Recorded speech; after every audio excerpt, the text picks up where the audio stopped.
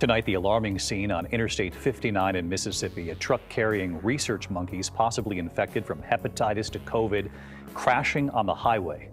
Here's Mola Lengi. Tonight, the urgent search for dangerous research monkeys that escaped from the wreckage of a crash on a Mississippi highway. We got 21 monkeys that was on this. We got 5 of them on the run. Video showing several monkeys crawling in the grass. Heavily armed officers responding to the scene. Authorities say a truck carrying nearly 24 rhesus monkeys from Tulane University overturned on Interstate 59 in Jasper County. Here's one of the monkeys right here. There's one sitting right there. At least 6 monkeys escaping. Officials warning they might be aggressive towards people and were potentially infected with hepatitis C, herpes, and COVID. They may have to neutralize something out here in a minute. And late today, police confirming all but one of the escaped monkeys had been euthanized for public safety reasons, adding they're still actively searching for that one monkey still on the loose. Well, David, the monkeys that did not escape from the truck are said to be okay and accounted for, David. All right, Mola. There's still that one monkey, though.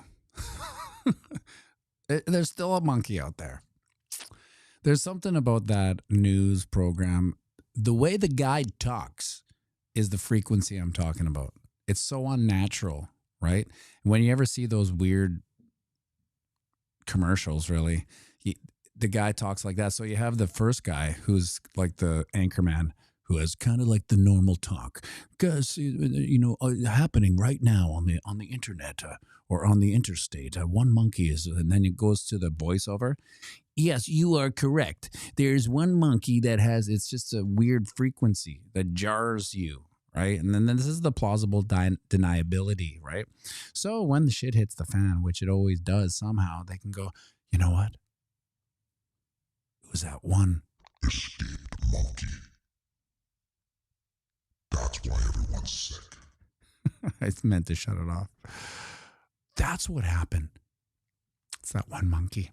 It's the herpes monkey, the hep C, herpes, and COVID. It's like someone you meet in the back alley, in downtown. Best case scenario, triple threat monkey on the loose. What are the odds of a triple threat monkey on the loose? Stay away. Well, I mean, if anything happens, we know who did it. It's a secret monkey who escaped. Case closed. We know it. We don't have to look into anything. Don't have to look into anything. It's the monkey. It's a hidden. Remember that on the interstate, the Hep C, herpes, COVID monkeys. There was that one that got away. Remember? Turns out he infected a bunch of people, and now we're on to the next pandemic. Get your vaccines. Man, you should sign up right now. Hopefully,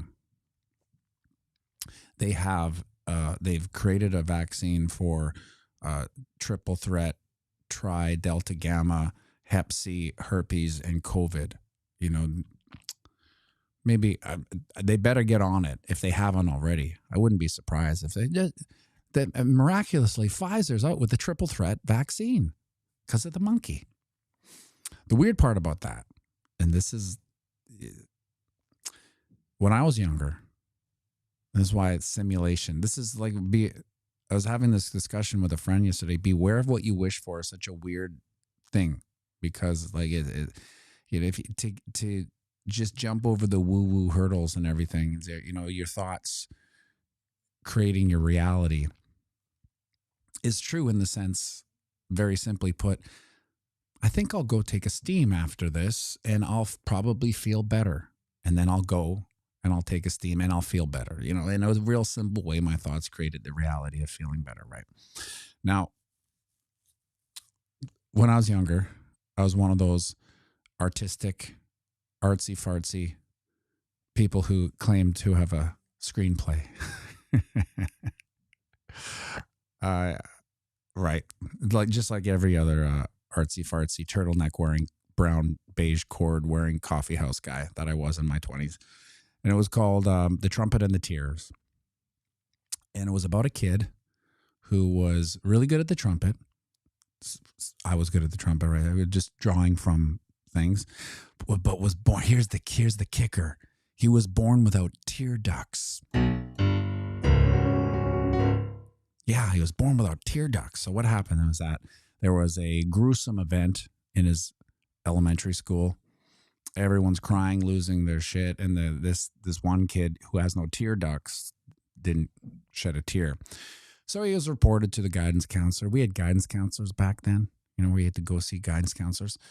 And then he wrote it up and went to the government. The government's like, well, this would be a perfect guy for our Patsy school.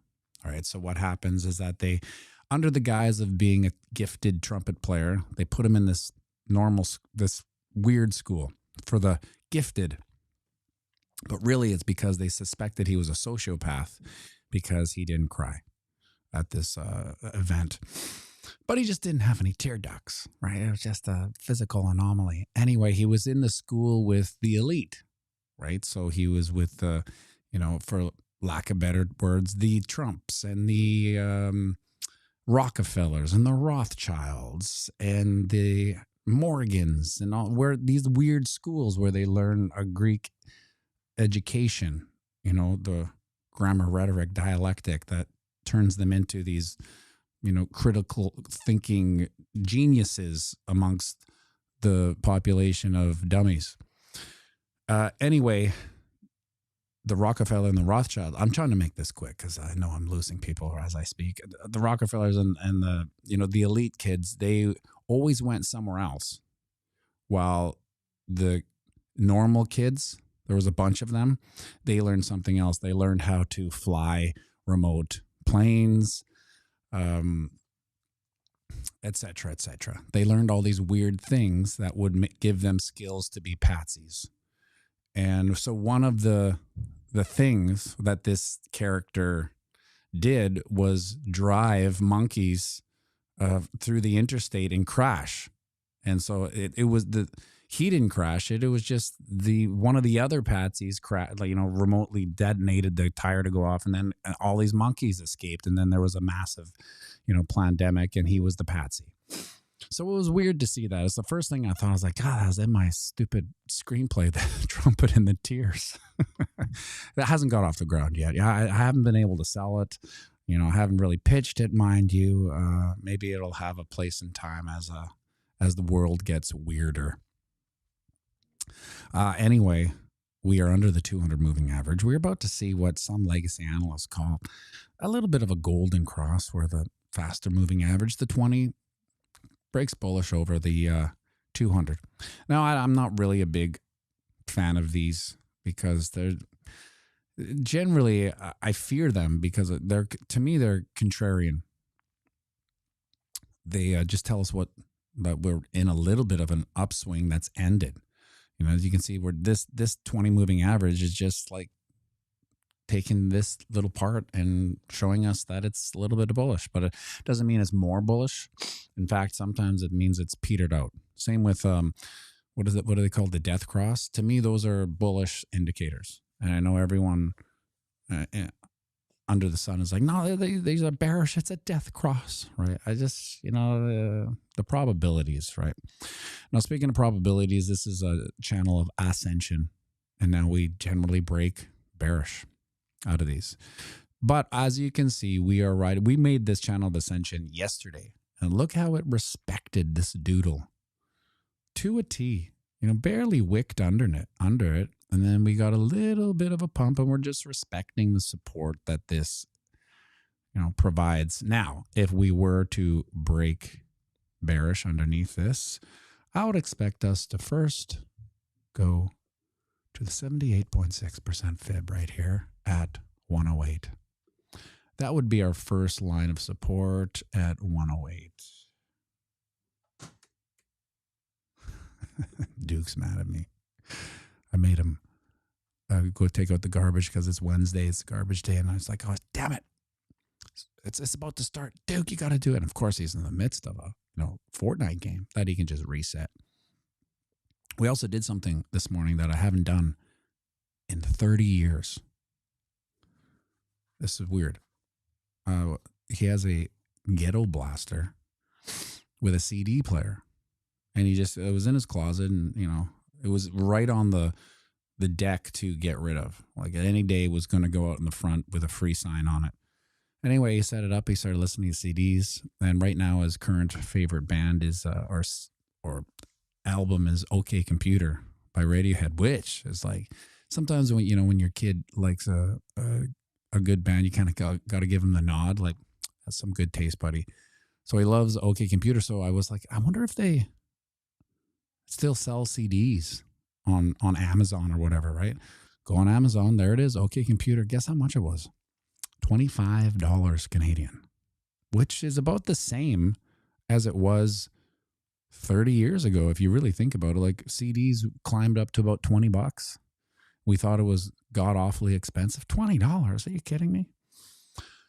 So I bought the OK Computer CD. I haven't bought a CD in 30 years. Which is, I can't wait to get it.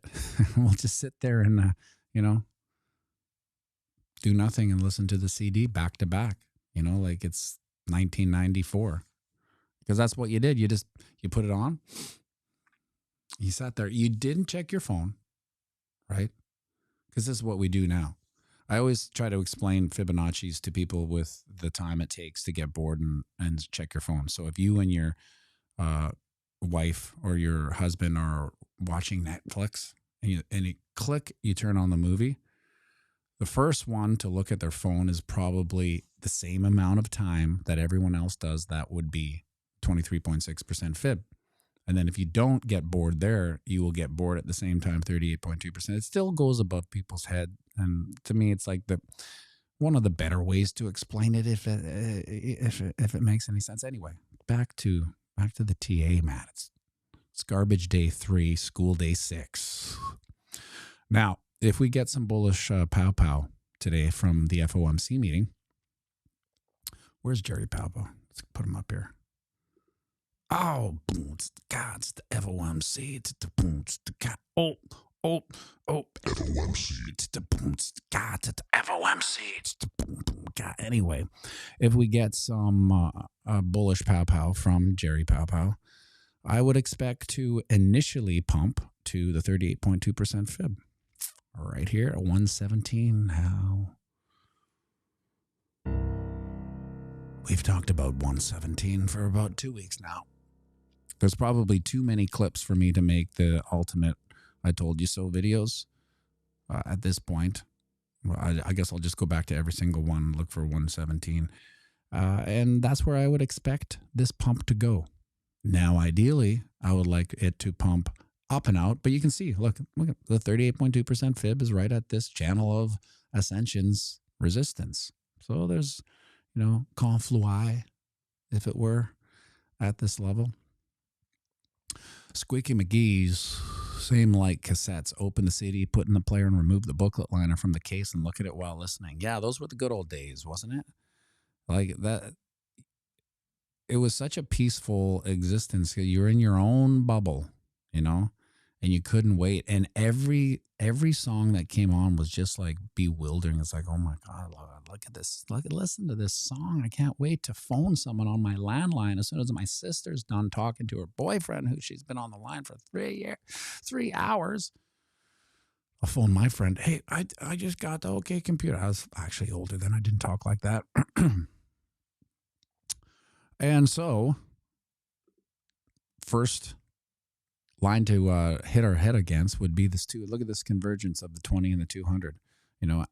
Getting over that, I would think that the bots, those things from the Matrix with the tentacles, those are the trading bots, reading the internet for information over the 20, over the 200 buy. They put in all these microcells that would pump the price up and above. And once we get over here, 115.5, that would be the next level to bump our heads against. We're clear sailing up to the 38.2% fib at 117.5.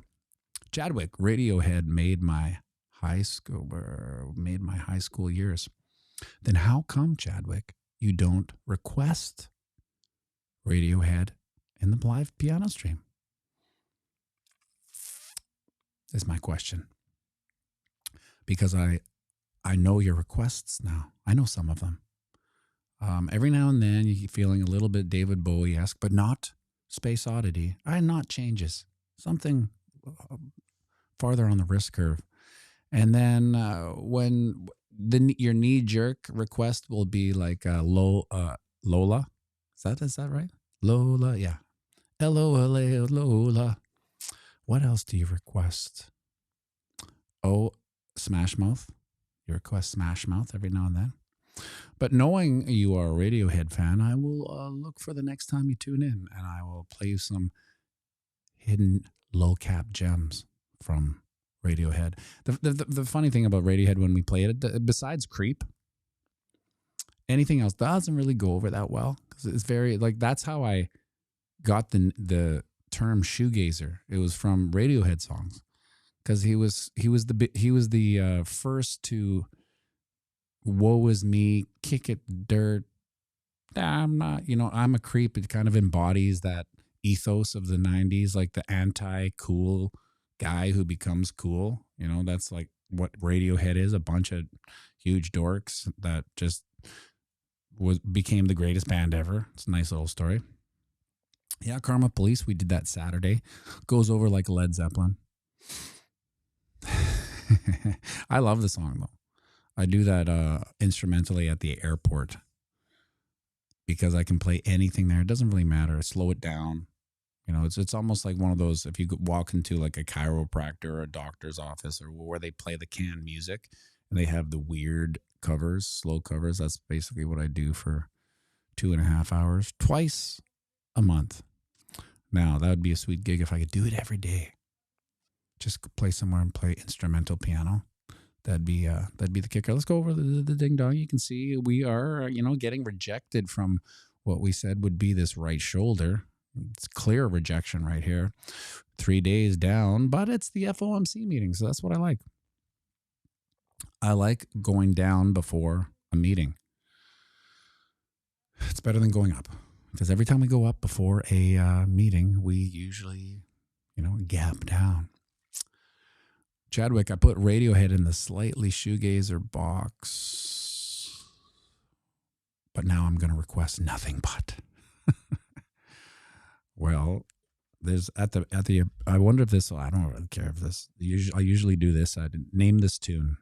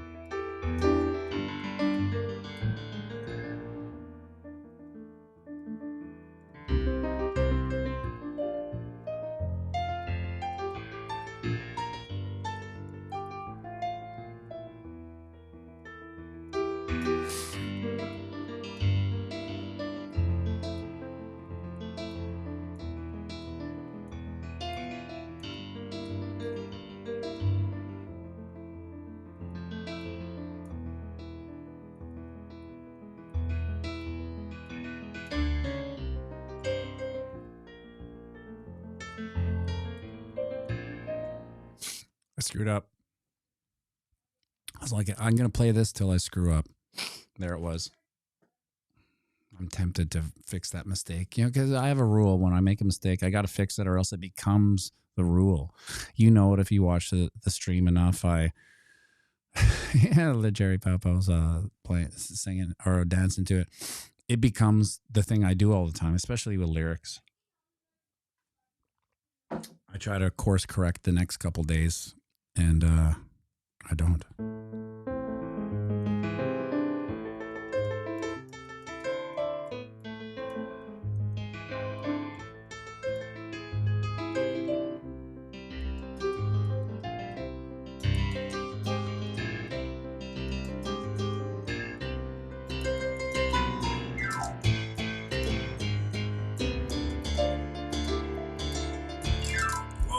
Get a little excited here on a Wednesday. What else are we going to do, right? Nothing going on here on the markets anyway. Might as well play instrumental. OK Computer. Copyright shut down. Done. Joke's on them. There's nothing to take away here when it comes to monetized streams anyway. So take it all. Take it all. Take the micropayments. It's all yours.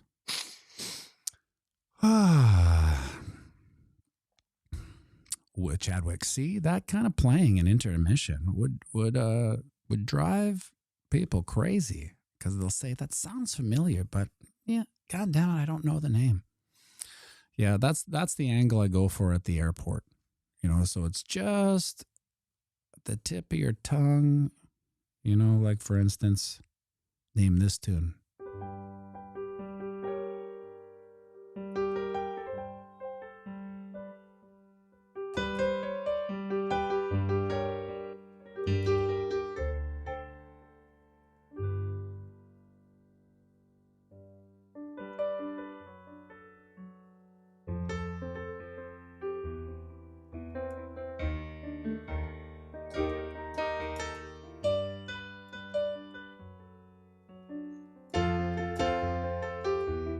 Mike Krantz, you got it. Jape, you got it. STP.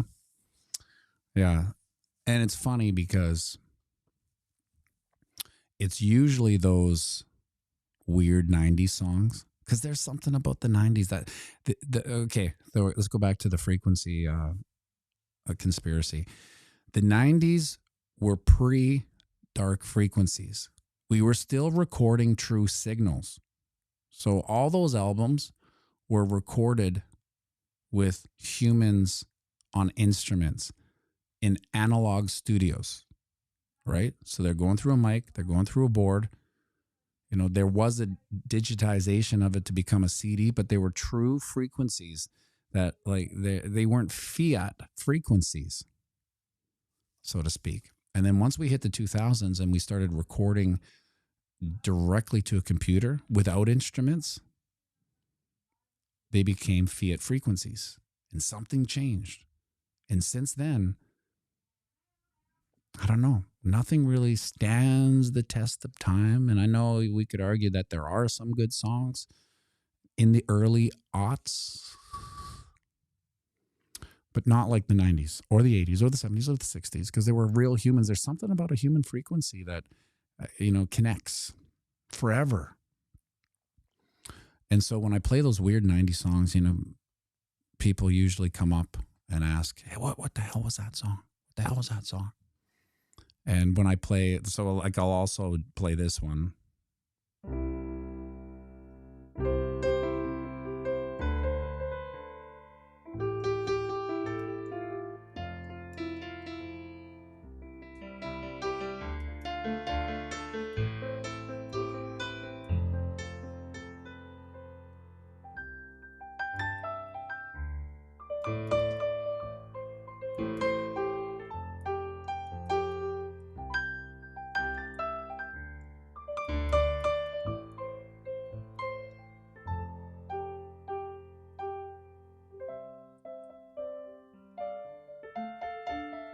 No one will come up because this was written in the post-dark frequency era. All that whole thing.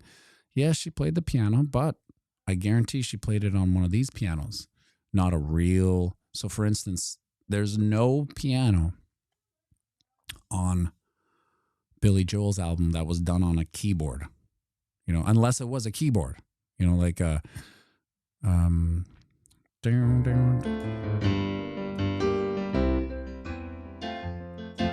that song, whatever that song is by Billy Joel, that had a keyboard, electric keyboard, so that was overdubbed. But all piano, was done on this wasn't done on a keyboard.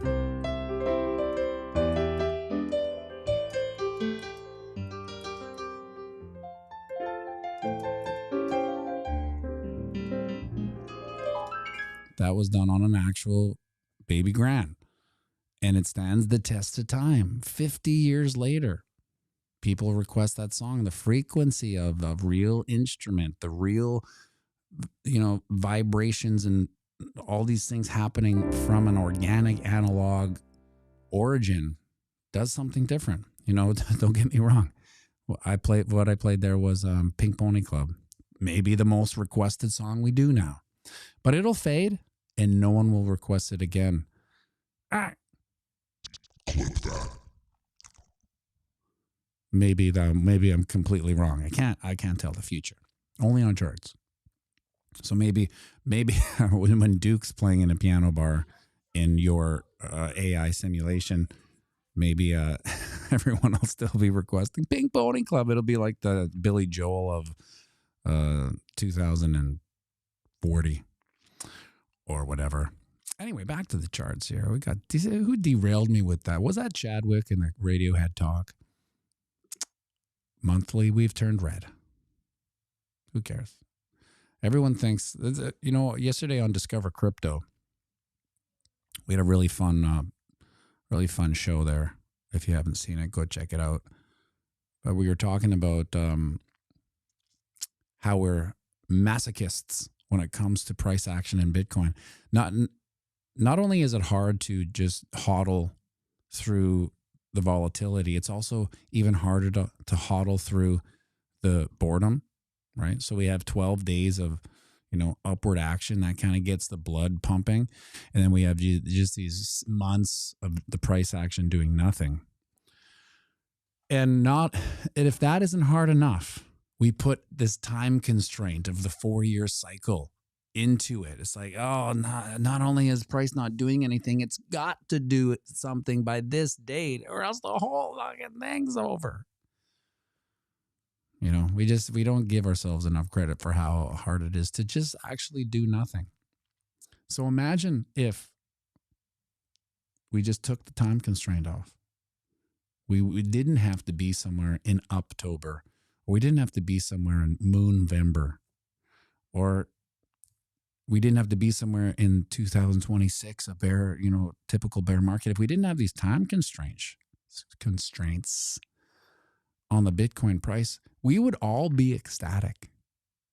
Isn't that a weird thing to think about? The only reason why we're all nervous is because we think it has to do something by a certain price because it has in the past. Now, there's some historical value to it. Everything is a cycle. But take away that aspect. We don't know how this moves forward. Like, think about this.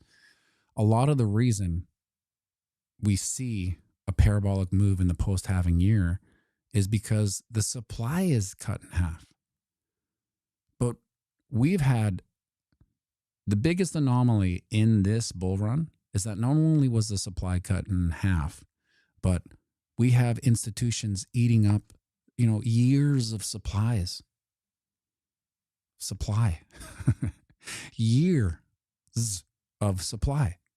We've never had that before. We never had the last bull run, all these institutions buying the daily allotted Bitcoin from the miners. How much do you got? Well, I'll take it all. Well, you're in line, actually. We're giving, half of it to BlackRock, and then Mikey Saylor's got the other half. So when we're done there, I mean, we'll put you got dibs on tomorrow. Okay, well, I'll take all you got tomorrow. We haven't factored that in yet. I don't know, people that's the supply shock, right? Well, it's more than that. It screws up the cycle because the halving doesn't matter. If there's nothing to have, we're basically at, 2140 terms here. There's no Bitcoin coming up that isn't already accounted for. We're actually borrowing Bitcoin from the future. If you really think about it. If every institution has bought the daily allotment for the next, I think, 2 years, who knows? How are they suppressing the price? Kenny Carneal says.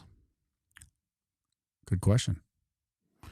Now, yeah, Herpes Monkey is a great band name. We should give that to Druth is starting a heavy metal band. You probably don't want that in your title of anything. How are they suppressing the price? It's a good question. Are they? Or is it? So I always think it's my own poo-poo diapers that tries to rationalize that. There's a price suppression. But I mean, there's truth to it. There's price suppression in the gold and the silver industry for years. So we know that happens, but there's an apparatus for it. COMEX. You know, we understand how this works with the futures, you know, and we don't necessarily want to admit that maybe that same tactic that's been used historically forever on all commodities can't leak in to the Bitcoin markets. Of course it can, but has it? Or are we just witnessing more sellers than buyers? I don't know about you folks, but I'll have my coffee ready for this FOMC meeting. This is what old, boring, curmudgeon Bitcoin hodlers do. They get coffee and they watch Jerry Powpow talk about sweet, bullish nothings. Make sure you like and subscribe and share this